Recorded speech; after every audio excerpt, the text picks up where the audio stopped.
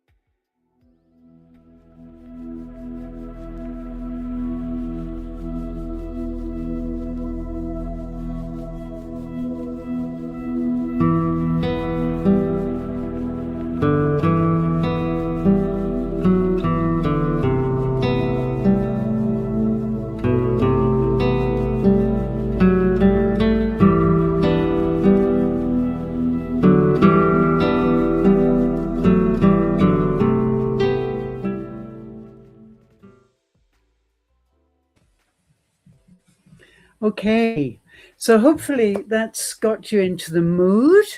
And I think Abby Sheila's powdered her nose now, so I'll bring her in. Here she comes. Hi there. How are you doing?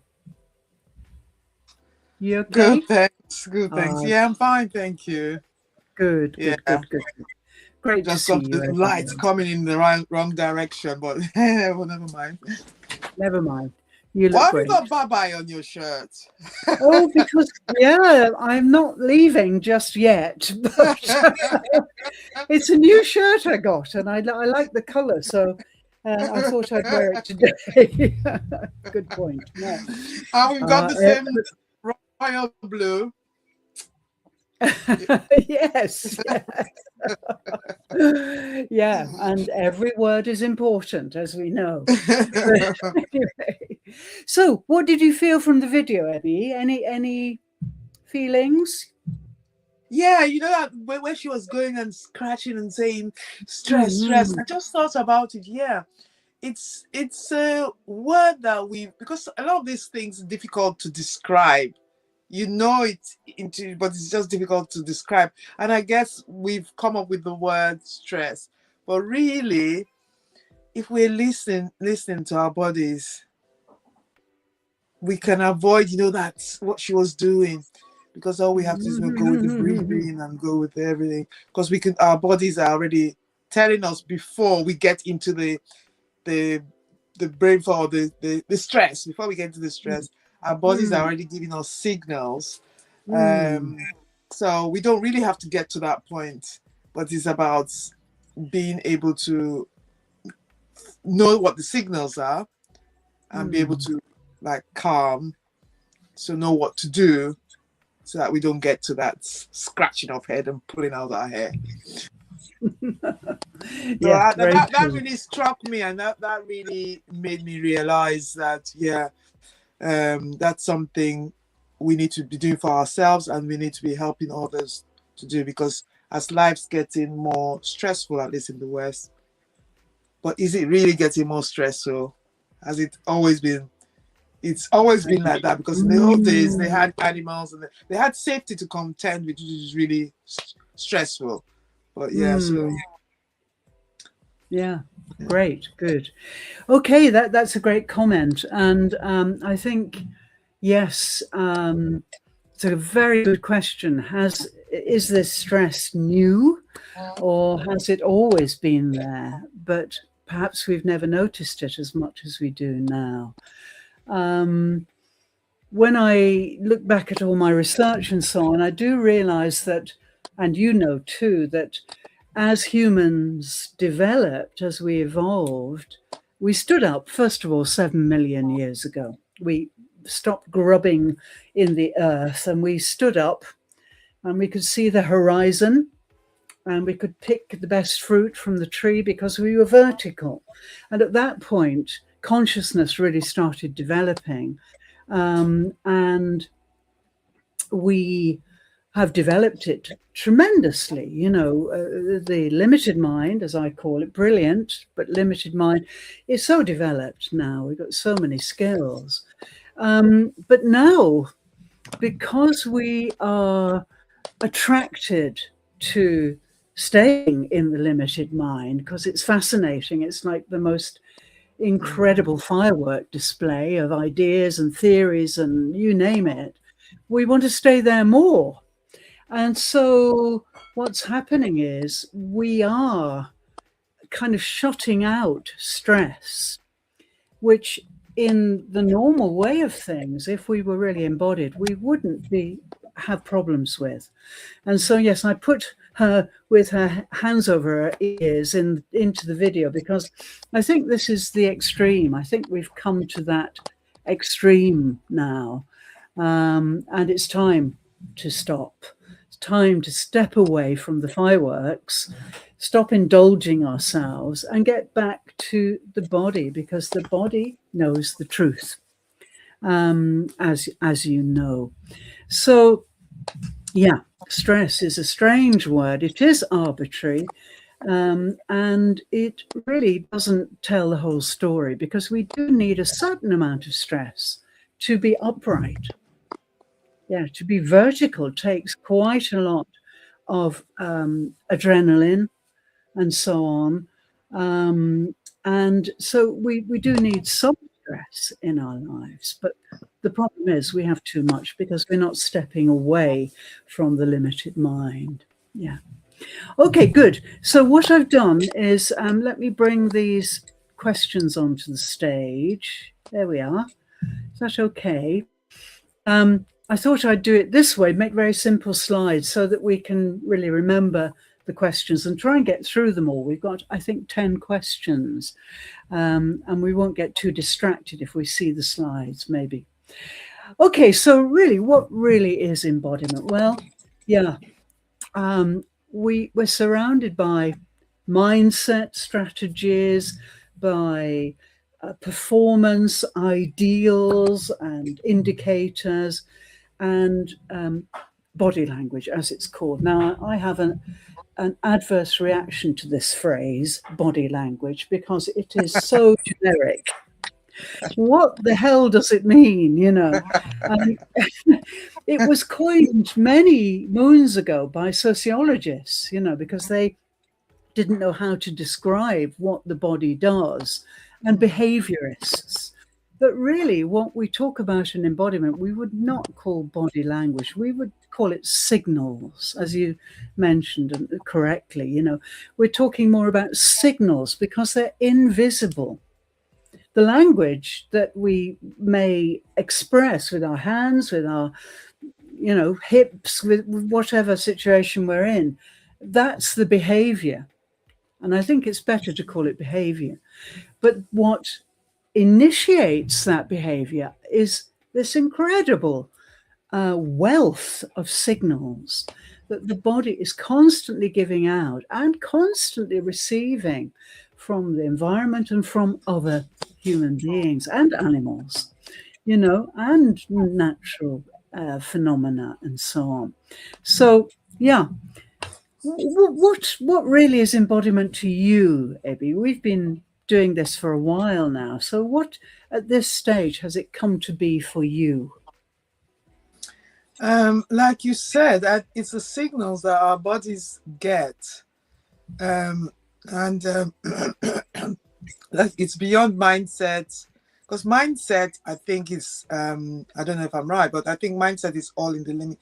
It's all the limited mind in terms of mindset, performance, and well, I think maybe it's body language, but I think that's the wrong term, because the word body language is very limited.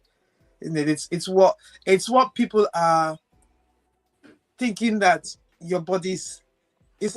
I think body language is somebody else's perception of what you're feeling, whereas maybe embodiment is what you are actually feeling. Because people get the body language wrong. You know, they might say, if you do this, you're closed. But I do this a lot because I'm cold. Nothing, you know. So yeah. So there are many things, and depending on your culture, your body language is going to be different too. Because in some cultures you're restricted from doing things like if you don't make eye contact. If you don't make eye contact, the behavioral scientists have an interpretation for that. But there's a lot of cultures where making eye contact is rude to an older person. So you get a slap on the face for making eye contact. You can get a slap on the face. Why are you looking into my eyes? So you tend to look down. So you're not looking down because you're lying, or you're not looking down because you're looking down because if you look up, you probably would get a slap on the face. So But what you're actually feeling inside, I think, is what is embodiment, because those feelings go. Because people say, "Oh, your body language is showing this," and that's what you're feeling. But when I'm thinking and examining what they're saying, I'm thinking, no, that's not. I'm not thinking far away from that. You know. So I don't know. You explain what embodiment is to you. That's what it is to me. I'm learning more about embodiment and how to embody myself. Yes, that's really good to hear, because yes, I think you're right, because embodiment, everything starts with the self, as we say very often.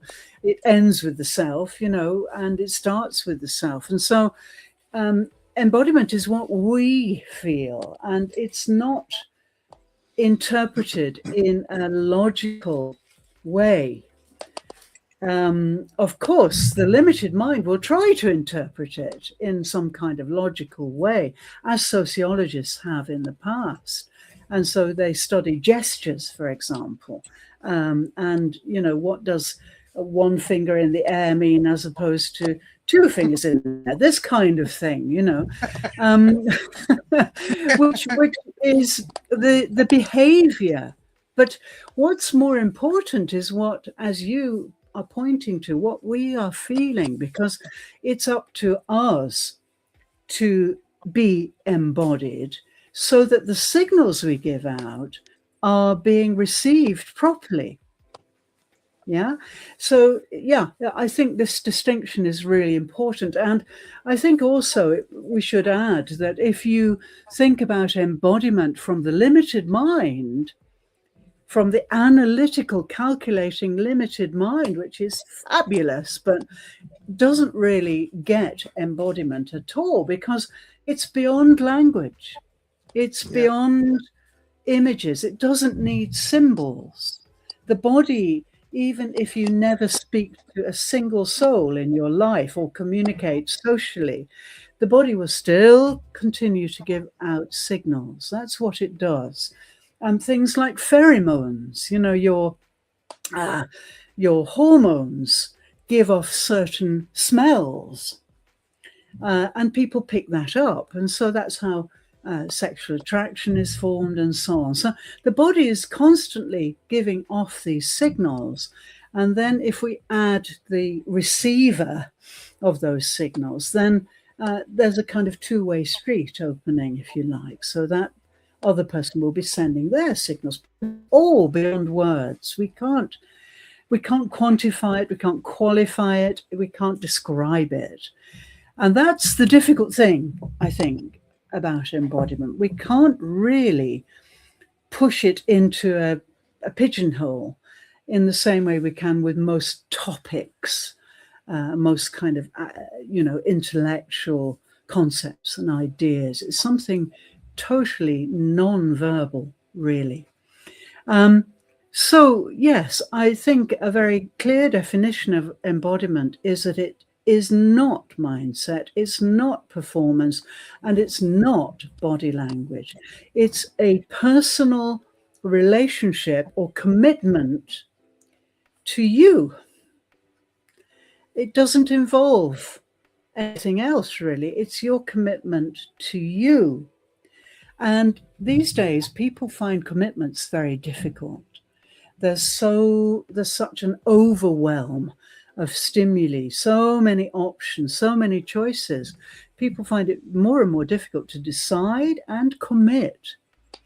But from my point of view, as an embodiment specialist, I know that your commitment to your body and your spirit is the most important thing of all. And if you neglect those things, then you'll burn out eventually. Maybe that's the simplest way to say it. Let's move on to question 2, shall we? And just see. So why now? Why are we talking about this now in the 21st century in 2026? Well, my answer is, and I'm looking forward to your answer and feedback too, that we are really informed. There's so much information available to us at the snap of a finger. We are so informed, but we're not connected necessarily. So the information is kind of stored in the limited mind and on the data, in the data banks and on the hard drives and so on. But how does that connect to the body? Are you asking me? Yeah. I agree that we're really informed, but I don't necessarily know if the information that we have is helping us. And the reason why I say that is that, and I know it's stressful, but stress has always been there, it's been, I mean, in the old days they had safety, which is even more stressful because you don't know that you're going to be alive the next minute or not. And now we live in an environment which, for most people, generally is quite safe.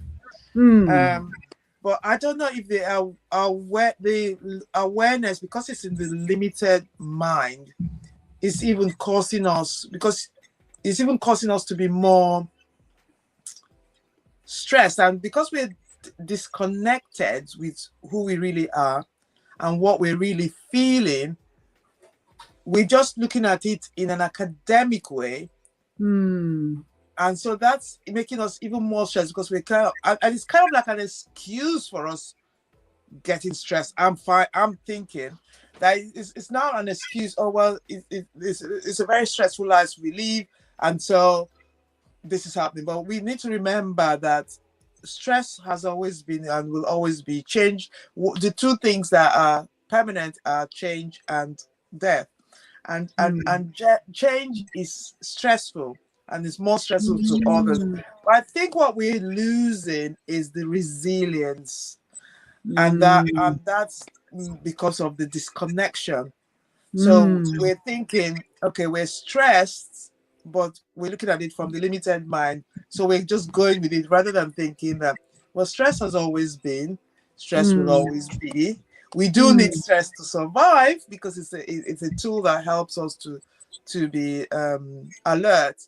But are we overindulging in ourselves? I don't know if that's the right language, but are we overindulging in ourselves as opposed to thinking, okay, let me just calm down, see what's going on before it happens, before we make decisions, before we do things, what's going on in the body? Is it the right decision to make? Before, when we listen to the news, is that true or is that not true? You know, we just take everything from the limited mind, rather than what I'm hearing, is that logical? Does it make sense? Does it fit into a puzzle? Take a deep breath. Intuition will tell you, can I do anything about it? Yes. Then I ask, can I do anything about it? No. Then why am I stressed? I can't change the situation. You know, like they did, or like you say, the Aborigines do this. So they listen to their bodies and they think, okay, the rain's coming, or the dangerous animal's coming. What do I do? Do I need to seek shelter? So you thinking with your embodiment, with your unlimited mind, you know, as opposed to academic. I think we're so into our heads, which is one of the reasons for burnout, is the overthinking, which I am an expert at. Not anymore, but I used to be overthinking. I got told somebody that you're always overthinking this thing. You're always overthinking this thing, because I guess maybe I didn't want to be hurt for something. I didn't want to make a mistake, so I'd overthink and overthink. When I had to write a paper, I'll do copious research. You know, I didn't need to do that much, you know, because basically they're all saying the same thing. But I'm going on and never stopping till the last minute to write my paper. So I ended up being stressed because I was doing so much research that I didn't write my paper on time. And then last minute I'd have to stay up. Rather than start writing and then correcting as I'm going along. Absolutely. Yeah, absolutely. That's a good example. I think this is so true, and especially now, because we've got, you know, AI coming up, so we can get even more information if we wish. And, you know, information is definitely firework material. You know, it's very alluring at the time, as you saw with your research for writing a paper. It's fascinating. You get immersed in it. But then when you move away from it, well, what is it? It's almost intangible, you know? It's like knowledge. Knowledge is such a big deal. But actually, how does it figure in our lives in truth? I think you've put your finger on it by saying that we are too academic or too intellectual. And everything is too 2D. So we're living in a kind of 2D world in the limited mind, 2-dimensional, not 3-dimensional, which is what it is to be in the unlimited mind. In fact, multi-dimensional. If we include the spirit and so on, it's multi-dimensional. But the limited mind is 2-dimensional, really, because it's all about words and symbols, images maybe, and it's really disposable, you know. I once knew, and on saying that, we should be able to. That is nice and it's helpful and it does help, like you said. You always say it's a very useful tool, but it's like we've put that on top of what's really important, what's really crucial. So we're allowing our heads to control everything else when the head is probably should be at the bottom, really. It's useful, you do need it, but really it shouldn't be controlling you. Shouldn't be controlling us. I think the word control is really important here, because I think the limited mind is really a controller. It's a bully. It's a control freak. Really, it is. And it will persuade you of something which is, as you mentioned earlier, not true and not true for you. Because it doesn't, like AI, it doesn't really understand 3 dimensions. I like how you've used that. It's like AI. So it's the computer part of us. Yeah. And that's, and I see a lot of people, and I guess I was there, but until I suddenly woke up, but falling into that trap of becoming like AI. It's like when the calculator was introduced. And what I noticed, like I said before, we would critically think. So if we said 10 times 10, you'd know it's 100. Now, people punch into the calculator 10 times 7, and if it comes up with 104, they can't remember what the calculator said it, but it's like they're becoming mechanical. So the ability to critically use our minds and think, oh, that sound doesn't feel right, or that doesn't really sound right, and question. And I don't know if it's the system that's taking us down that path of not questioning. So you hear something. For me, when I hear something, the first thing I do is question. Or if I want to do something, I question and I look, and maybe that's why people say I overthink things. I just question. No matter, even if it's coming from the person that says I'm the biggest expert, I still question, because people are people. People can make mistakes. People can be swayed by money and so say something that's not true because it's going to make them richer, status. So they're different things. So you need to understand we are human beings and we all have weaknesses. So if something comes out of somebody, or somebody writes a book, doesn't necessarily mean that you've always got to question and research and sorry, I'm an overthinker. Yeah, absolutely. Well, that's the whole problem, isn't it? That we that's what we're tricked into doing, because we've got these alluring facts and figures and we want to know more. And so the limited mind just pulls us more and more inside, and we become addicted to information and knowledge. And I think most of us are addicted to it's great to use it, but if you become addicted, then it controls you, like any kind of addiction. It will control you. So stepping away from that, which is what you've done through Lodestone and through working with me, you've stepped away from that. So now you can come and go freely. You can go back to the limited mind, enjoy it, and then step away from it. And that's great. That's what we need. That's balance between body, spirit, and mind. Getting that balance, so important. Yeah, getting the balance is so important. So let's move on to the third. We're doing really well for time. Good.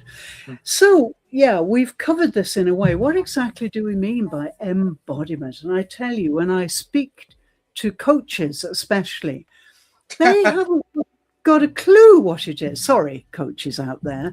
But I, I've spoken to so many, and hoping to have a great conversation about embodiment, and I soon realized that they've never experienced it, because they think the word embodiment is embodiment.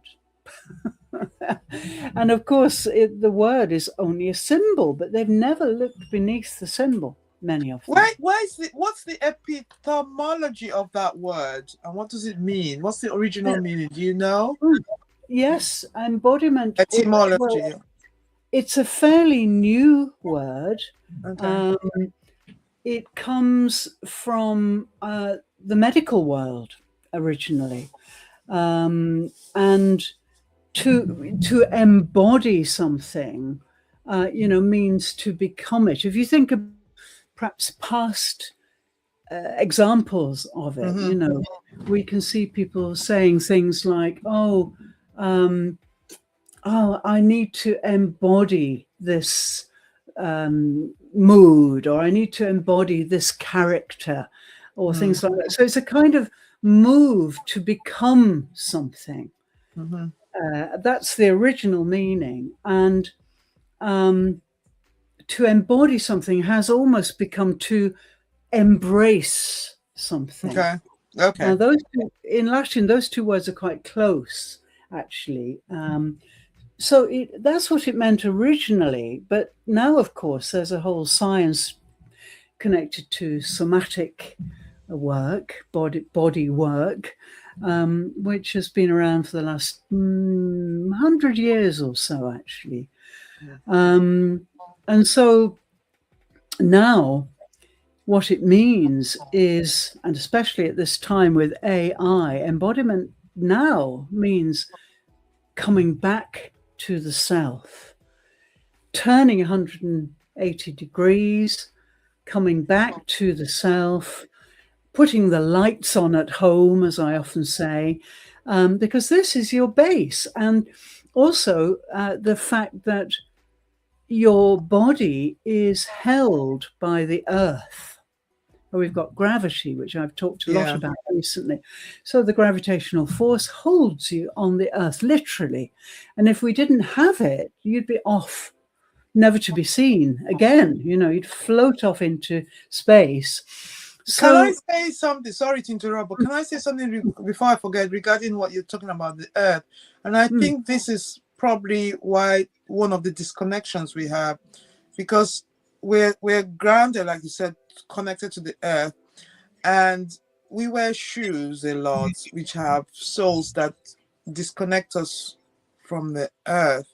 And maybe, I don't know, you can tell me, that's part of the reason why that disconnection is happening, because we're not able to ground. It's really when you live in a city, it's all the ground is covered by concrete.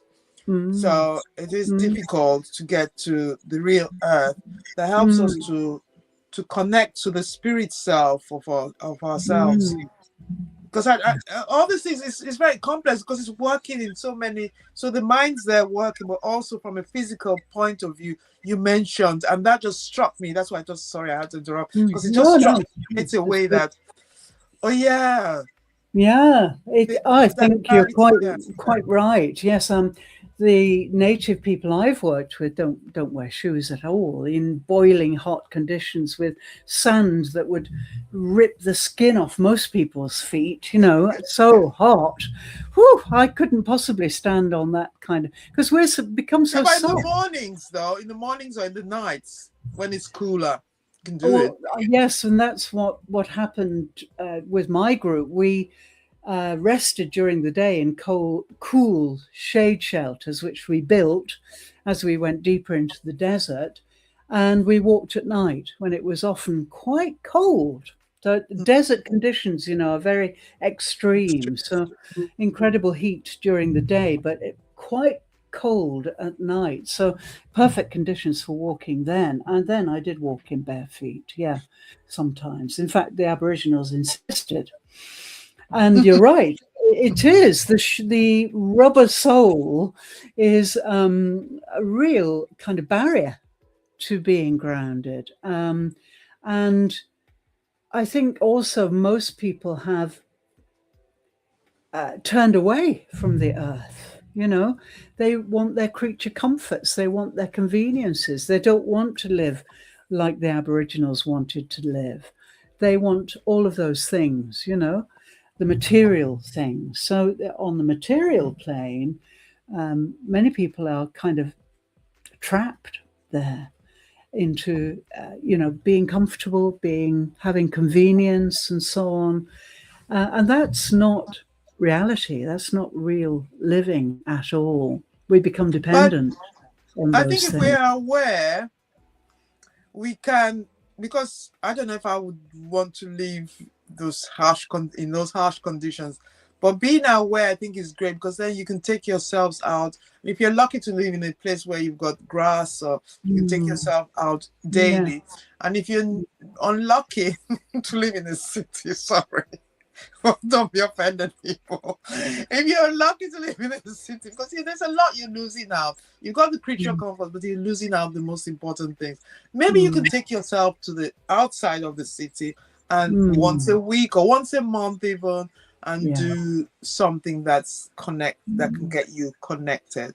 Yes, Uh, I because totally I think agree. that would avoid things like the burnout that creeps up on you. It will help you to be more in tune or more embodied with who Mm, you are, mm. and so you can make the right decisions for you then. Yes, I totally agree. Yes, come live in Japan. In Japan, it's wonderful.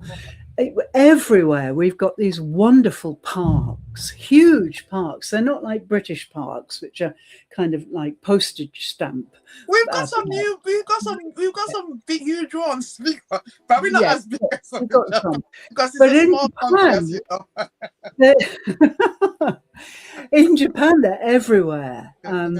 You know, and they're huge, and there's always a kind of wild element built Mm, into them. Japan's an extraordinary place from that point of view. The spirit of nature is so alive here. mm, And in the West, it's largely, well, in cities, you know, it's dissolved somewhat. mm, But yes, you're right. Take yourself out to a park and just mm, stand in the sunlight for 15 minutes with no shoes on. mm. And you'll start to get a real sense of the earth. But also, through the kind of embody work we have at Lodestone, Yeah. you can use your limited mind as the unlimited mind within your body. Mm, So you can take that energy, and I guide people to create an incredible laser beam, as you know, yeah. with all of the energy and attention of your mind. Create a laser beam, and then take that laser beam down into your body and Mm, start to warm and soften all the different parts of your body. So my meditations always start at the feet and come up the whole body, up the spine, and so on, so that you can use your own mind as a laser beam to cut through the tension, to warm up your muscles, to get rid of any tightness. And this kind of work, internal work, is called interoception. And interoception is when we have an opportunity to go inside the body and make changes with the mind. So mm. don't despair, because if you can't get to a green park or any natural areas, come and talk to us, because Lodestone can teach you how to get inside your body with your mind, and you can create very similar natural changes in your anatomy and physiology that will bring the same kind of results as standing outside. So grounding then, grounding is important because that's the earth's way of keeping us in one place and keeping us vertical too. Without gravity, it would be very difficult to be able to be upright. And so really this is what we're talking about: whole body intelligence, whole intelligence, whole human intelligence, which includes the limited mind, the unlimited mind, the spirit, the body, and all of its amazing anatomy. And basically, Lodestone embodiment is about going back to natural skills that our ancestors had. For example, whole body listening, which is the natural state for people living close to the earth.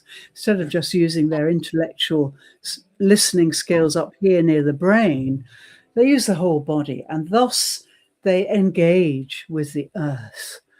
And so all of those ancient skills, Lodestone very much works with those to bring you back to yourself, to become. I like how you put on this slide. The body is part of the body is part of intelligence. Yeah, to answering that question. And I think as you start to practice with Lodestone, you start to really understand, because sometimes it's difficult hearing the word because you've learnt it one way, so your brain is telling you that that's what it means. So it's actually very difficult to really understand it. But as you start to go into the practice, you really start to understand and appreciate it and see the difference it makes in your life. So even though you're in this what appears to be stormy area, you find out that in terms of the burnout, it's not happening. The brain fog and all the stuff of thoughts, things that go with that, it's not happening. The chaos is still there, and the chaos is still the same. Well, the chaos is good. We need it. That's nature. Nature is chaotic. This isn't it. We are chaotic too, basically, but our consciousness allows us to make sense of it all. But if you live too long in the limited mind, then you're relying on intellectual ideas, concepts, language. All of these are symbols, you know. And so to really allow your consciousness to work for you, you have to come down into the nervous system, into the body, into your spirit, the driver of everything, the human spirit. Nobody talks about it. But your human spirit, without it, none of it could work. It drives everything. And that's another aspect of Lodestone, which is very, very new, bringing that spirituality into the business world, into our activities as human beings. So intelligence is not limited to this. Intelligence means the whole entity, and that includes your spirit. It includes your anatomy and physiology. It includes so much of the invisible part of you, your emotional states. They are not intellectual. They are real states of being. So a lot of us confuse being with having and getting, if you like. So the talent to be able to just be with your breath, with your spine, with your whole body awareness. People have lost that, mislaid it. I prefer to say mislaid it. And I can show them how not to lost. It's still there, isn't it? Yeah.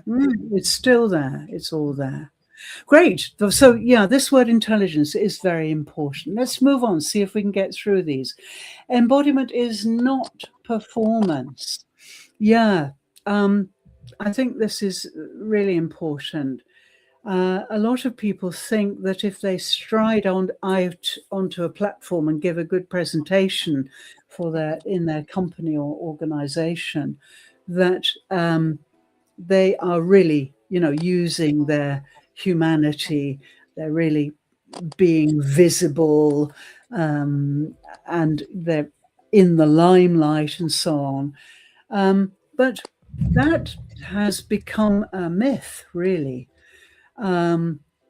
And I think so I'm saying that because I'm talking a lot about this now. I'm saying that I think this is something organizations need to realize, that because they give a lot of praise for what artificially looks good, whereas the individual, because they want that praise, because that's one way we survive.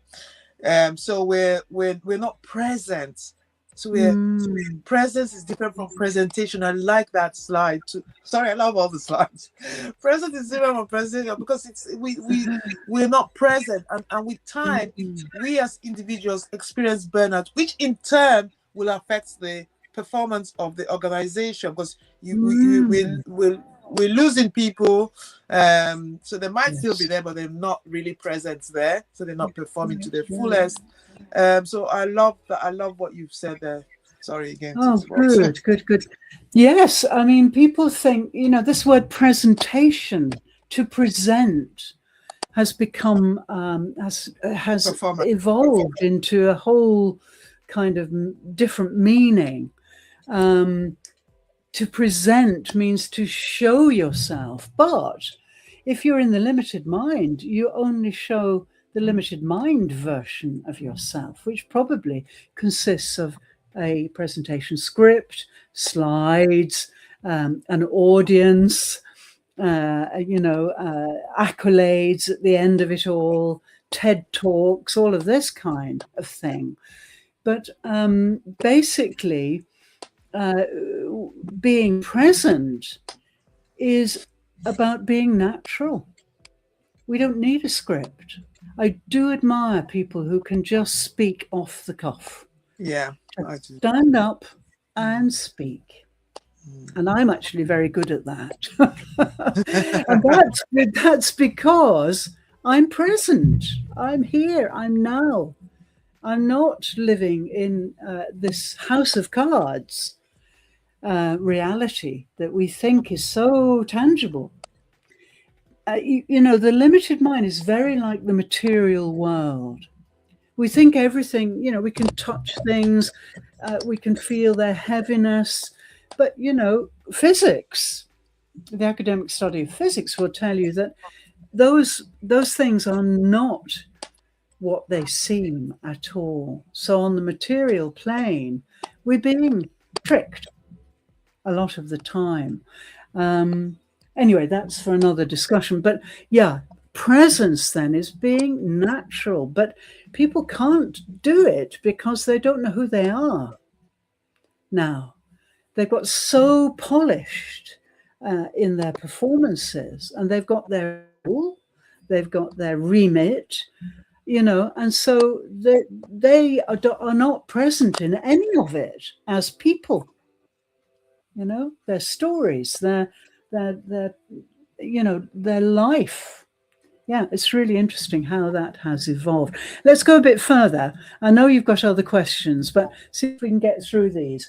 What does living from the neck up mean? That's another of my phrases, which I'm thinking that from just at the top of my head. Yeah, absolutely. I think it's at the top of your head. Yeah, that's right. I think it means we're living in the limited mind.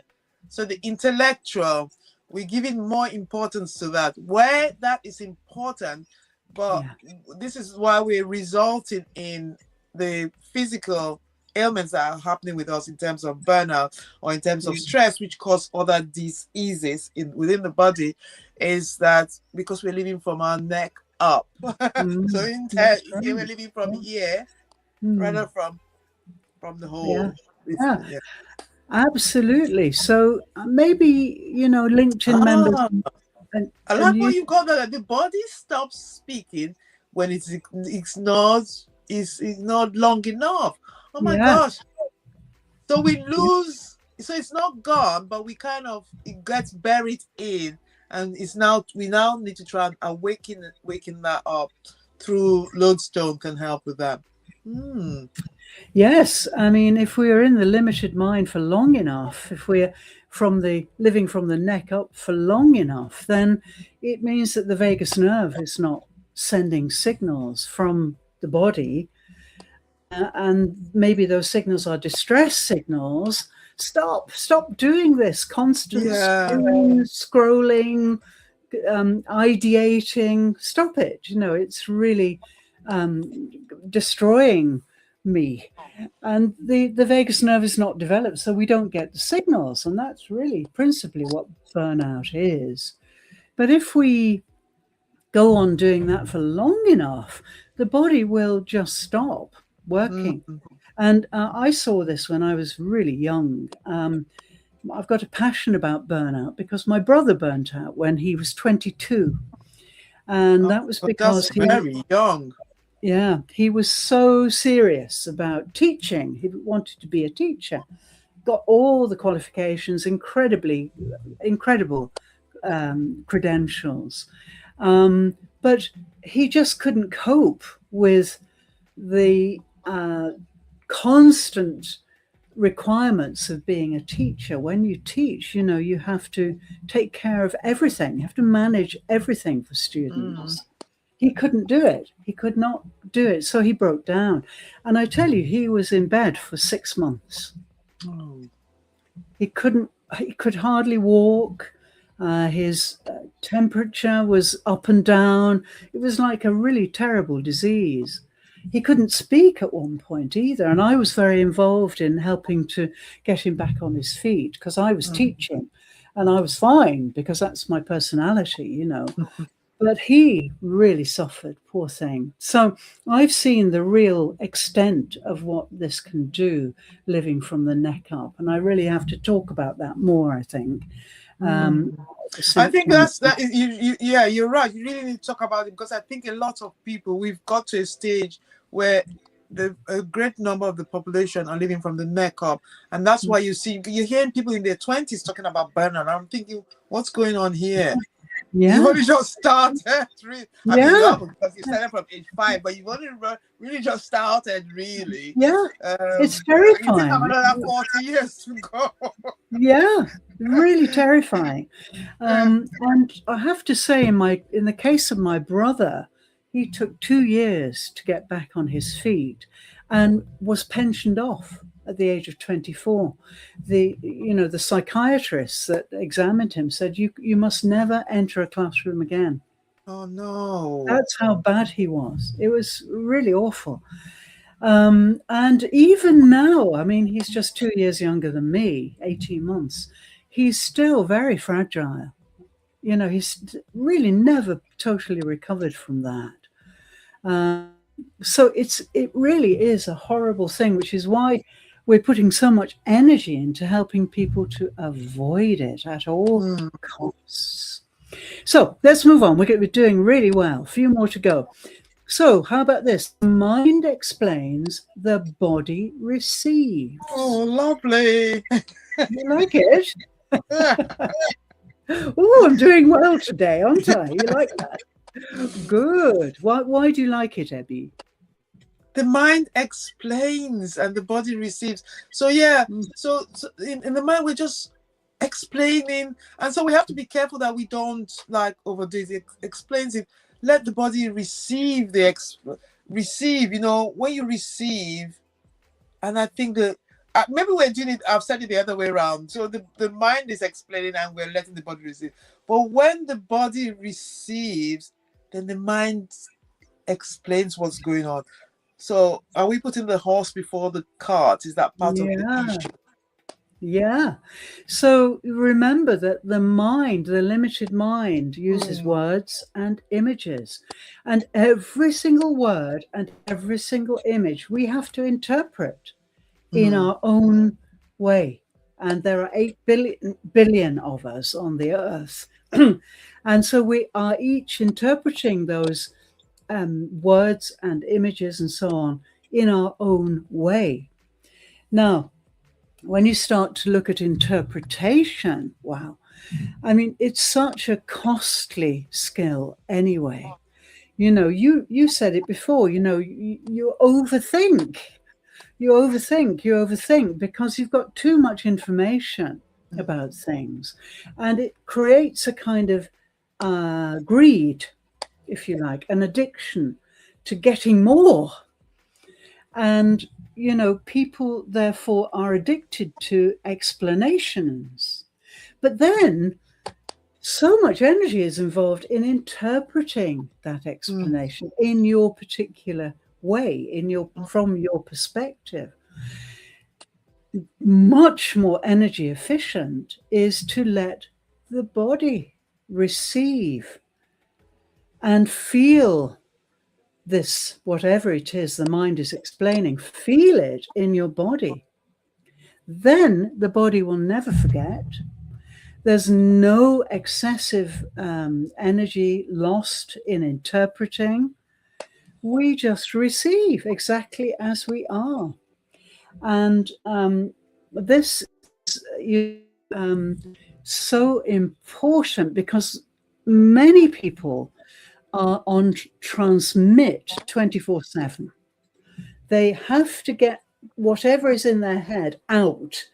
They want to transmit everything 24/7 and receive nothing, hardly anything. And I know quite a lot of people, when I offer help or when I send them a free gift, they refuse.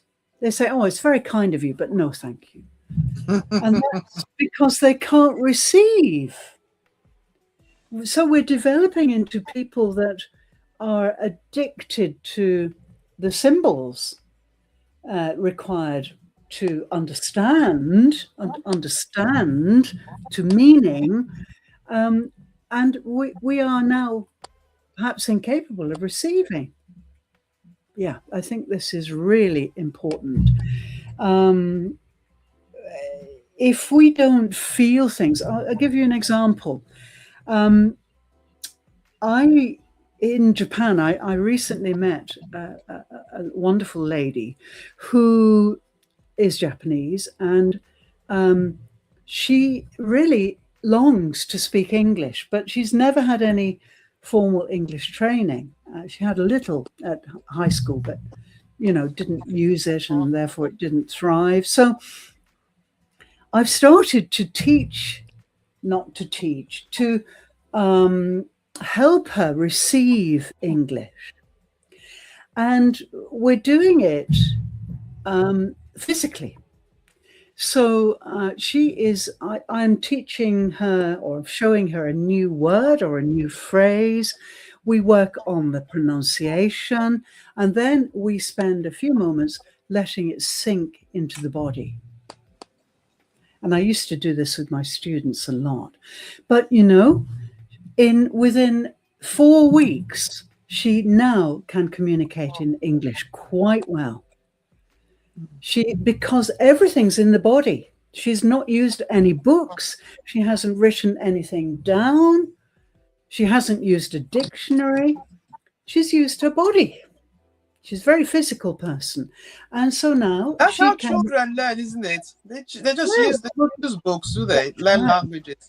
And when you're younger, it's much easier when you're younger. Yeah. And they're just, because they're using their bodies. But we get so into this, it becomes difficult for us to do it because we're looking for books and looking for intellectual. But when you find that my brother, in terms of our native language, none of us can speak my mother's tongue or my father's tongue. But my brother, when he was in his 20s, just went to the village. He went to the village, was in his 20s, and 3 months later, because nobody there could speak English. Wow. Brilliant. So you see that all the time. Even here, you see that all the time. I mean, my son went to French speaking, and he had to, because where he was, and he had to learn how to speak French. So we can do it, but we rely on these other things, and that makes it more difficult for us to do things.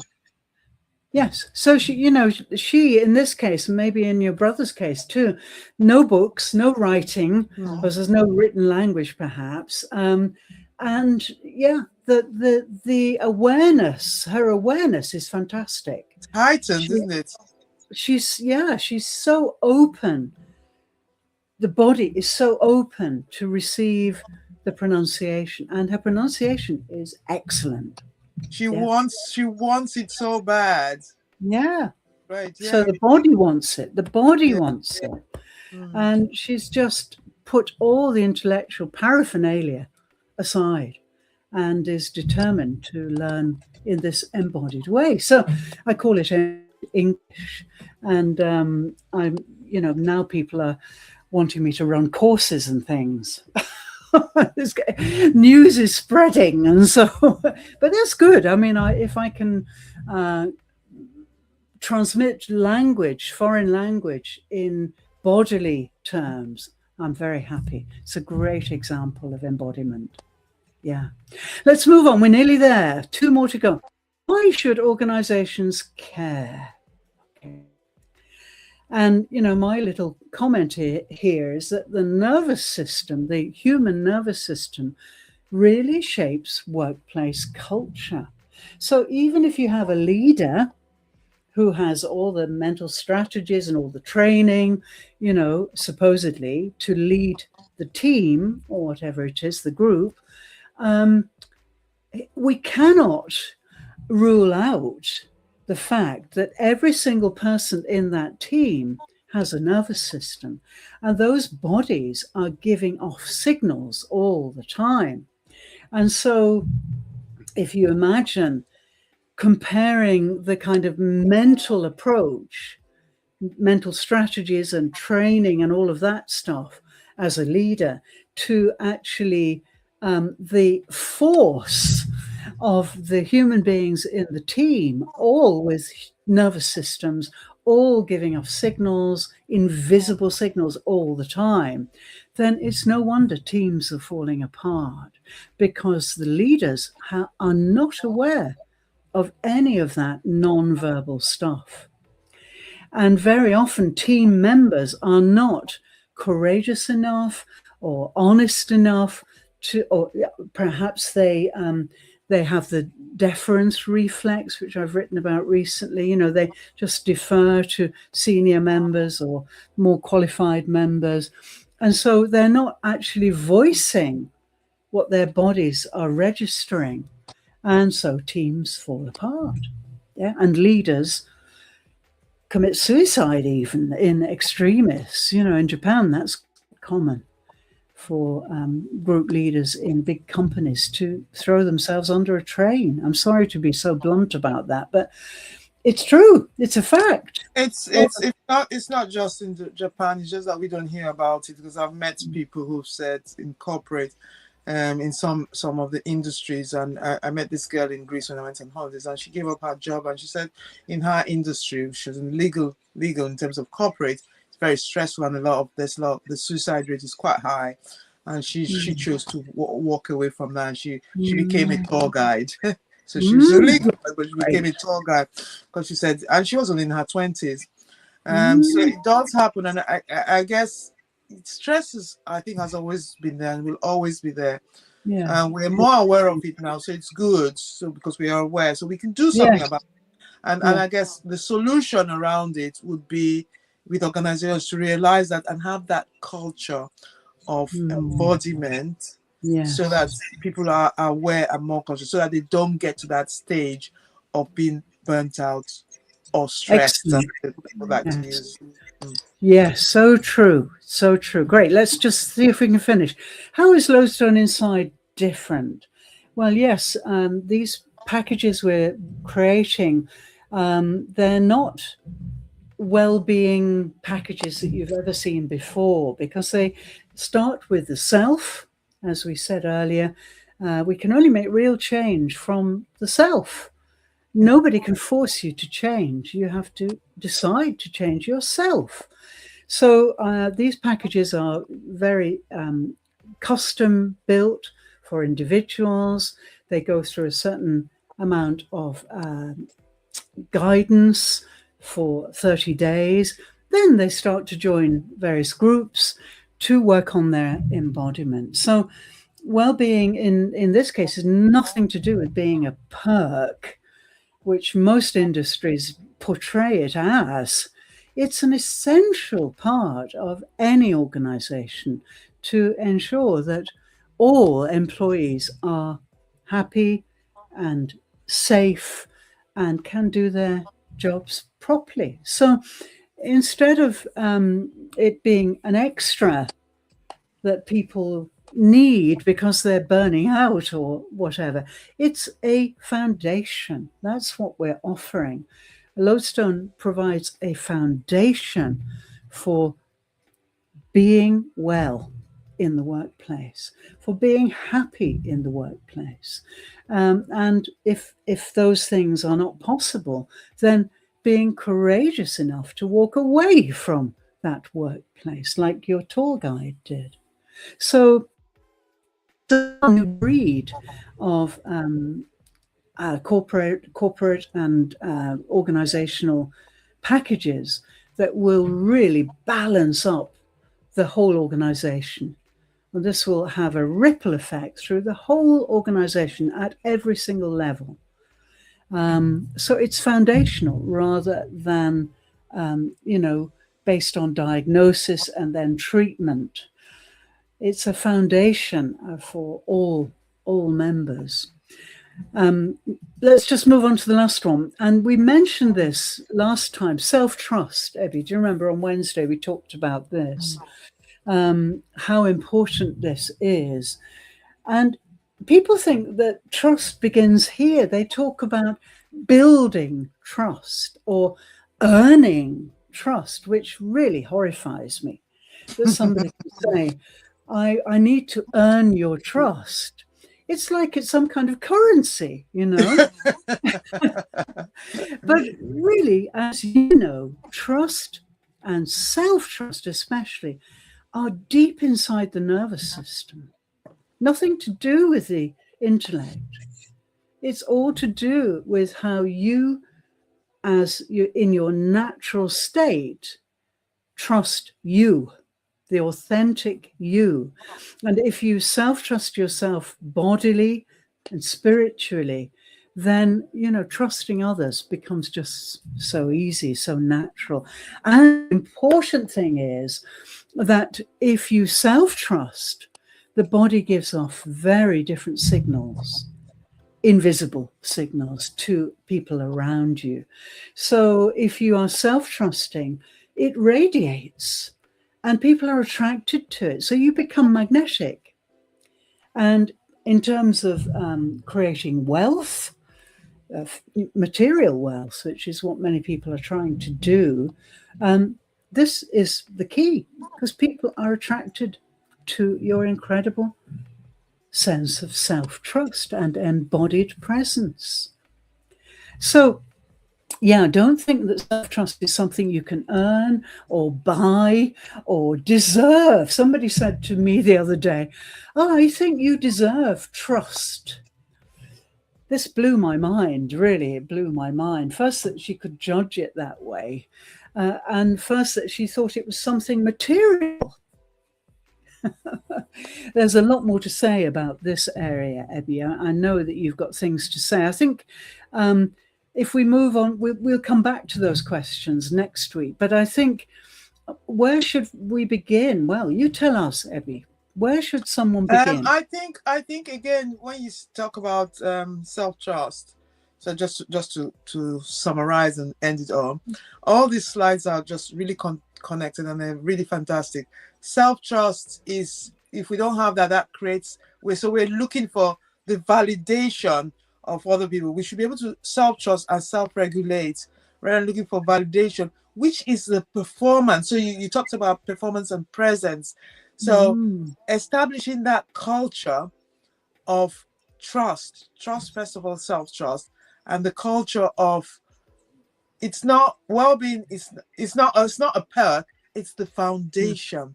So if we're performing because we're expecting that validation from our bosses and from you've got a great presentation, so we're looking for that validation all the time, which is performance. So it's not really being us. And I can tell you an experience that I had probably about 2 weeks ago.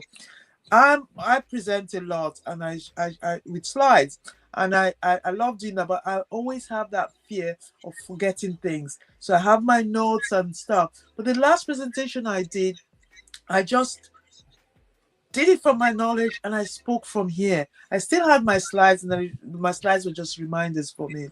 And it was just so great because after people were coming up, because they could feel my energy. I probably didn't say anything that's fantastic from what I did before, probably not as much knowledge. I probably didn't give as much knowledge as I normally do.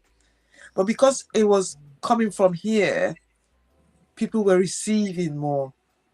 So that presence, and I didn't worry about whether people would think it was good or people wouldn't think it was good. I just did it.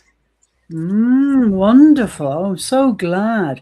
Yes, and as you've said in the past, this work is maybe very slow to start. So when you first experience Lodestone, you may feel this slight difference after you've done a session.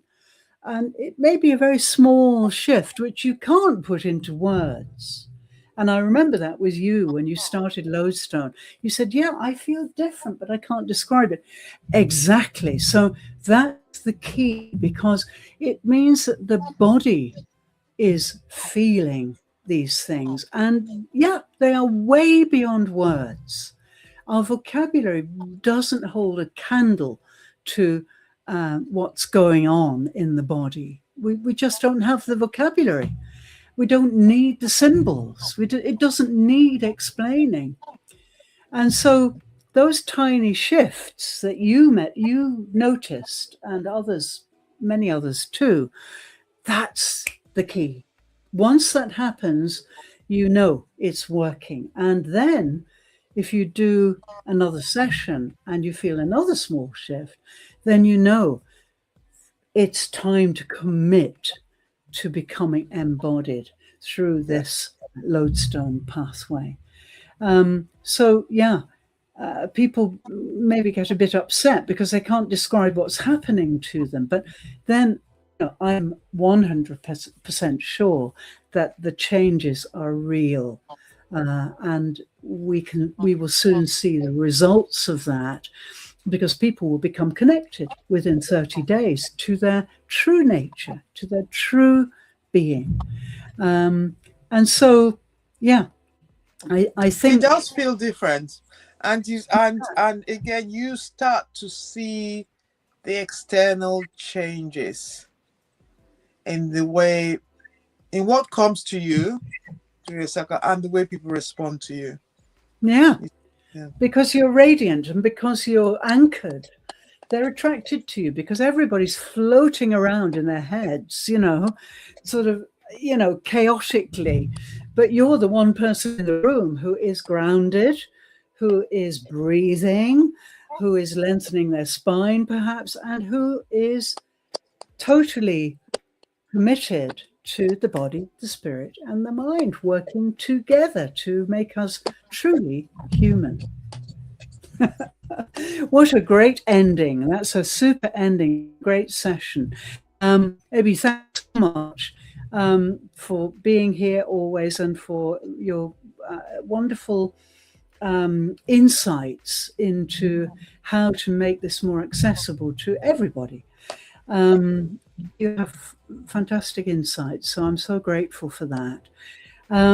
So yes, everybody, please check out Lodestone, and you can join any future Q&A, embodiment Q&A sessions here, lindenshook.com/events. Really easy code to use. I'll put it in the window below this live, and we'll be back again next week, and we'll be continuing on to really demystify what embodiment is. We'll also be looking at non-verbal communication aspects as well, which we've done for several weeks before now. But now we've just started the new cycle 6 of Your Body is Your Business Plan masterclass. Then people are really saying, what is embodiment? And that's why I thought it was relevant to talk about it today. So yeah, if you want to know more, just drop us a line. You can book a call, a free call, to learn how to take the next steps. And above all, check out the live events and come and join us. And then you'll learn firsthand what this is all about. So, Abby, have a great weekend, my dear. And I'll be in touch when I'll see you on Sunday for Peace and Wealth. Okay, Wow. Saturday for me. Okay. We've got Peace and Wealth on Sunday. Well, Saturday for you. Saturday. And so we can talk more about how being embodied will attract wealth and peace to you. Okay. Thank you. Bye. Thanks so much. Bye.